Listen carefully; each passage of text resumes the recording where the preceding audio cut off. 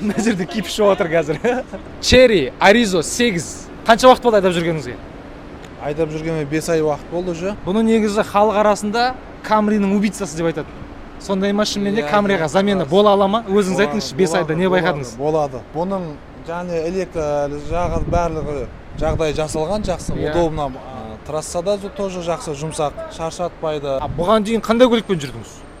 Осы Аризаға дейін. Бұған дейін Mercedes болды. Немістерден кейін Қытайға отыру қалай болады екен? Жақсы.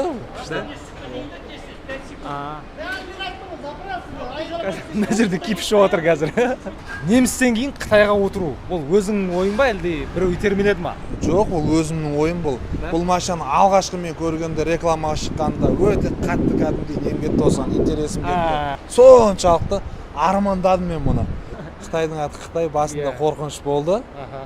Қалай болады екен бізде енді. Қалай келді машина, мен көрдім, сразу отырып айдап көрдім, ұнады, сразу алдым машинаны. Қысқасы Cherry Arizo 8 алуға рекомендеттейсіз? Иә. Хорошо, жақсы. Барлығын айтам, еш қорықпай, смело. Жақсы. Рахмет, жолда қалдырмасын. Әрбір қазағына бұйырсын осындай машина. Бәрекелді.